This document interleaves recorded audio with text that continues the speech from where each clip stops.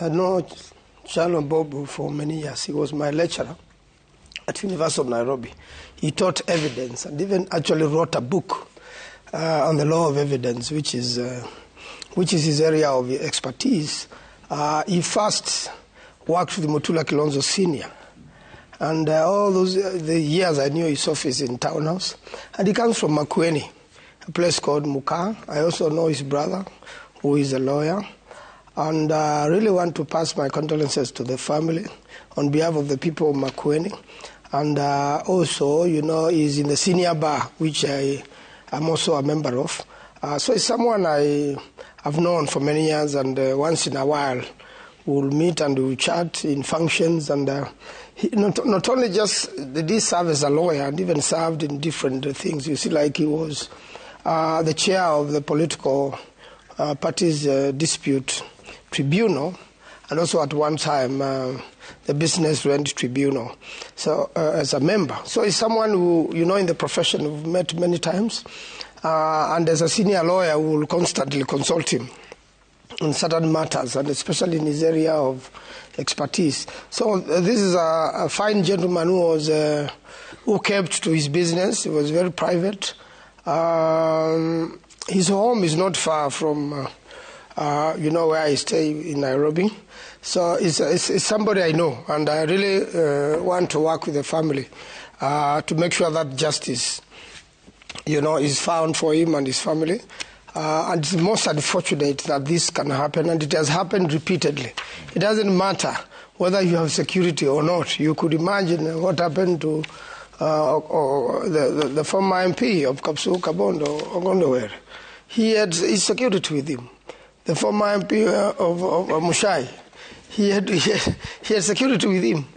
But they were still, shot at. And all these instances where someone is using motorized seem to be done and executed by a professional. Somebody who doesn't miss the target. And somebody who is very keen and know how to time. Yeah. When the cars have slowed and you are in traffic and you are helpless and you cannot move and you are probably not ready. And even when you are with people also are armed, they don't have the time to counter. Or even before these people take off, to slow them down in one way or another. You can see in this particular incident, they even shot at the air to scare any other person around and to get away. So I think with the cameras we have in the city, this is traceable. And I really want to call upon the public, whoever has information about these people, to give it to the police, to DCI. And I'm sure this will be a way of stopping this from happening to another person. What kind of a person was Mbobu, now that you say you knew him very well? Because there are many speculations about this. Business gone wrong, people were grudges. What kind of a person was he? He was a daring person, and he would do cases, which are very complex.